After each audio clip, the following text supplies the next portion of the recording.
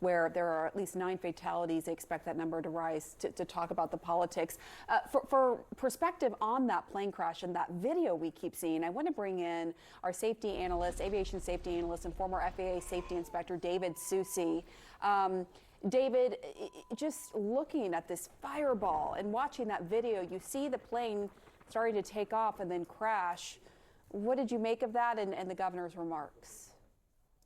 Well, it is horrific, and to hear the tragedies of the people that are on that airplane is just horrific to watch.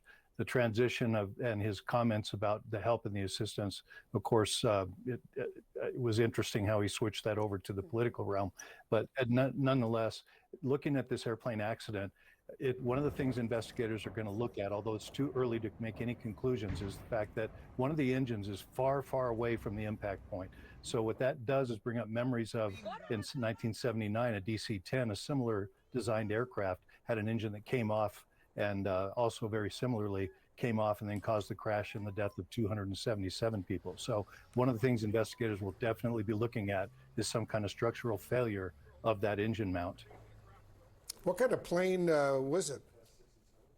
It was a MD11, which was the McDonnell Douglas version of the DC-10 later. It's longer, it has a glass cockpit.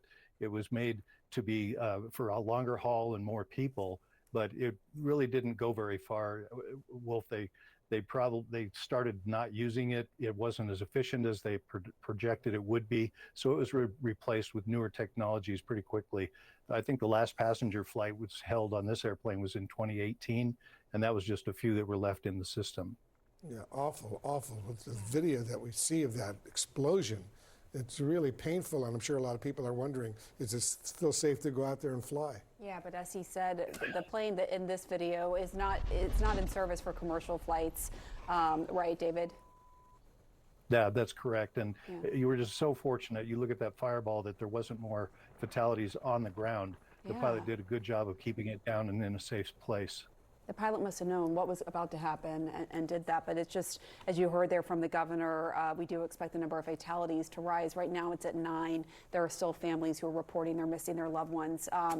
So we'll continue to track this. Thank you so much, David Susi, for your analysis, and we'll be right back.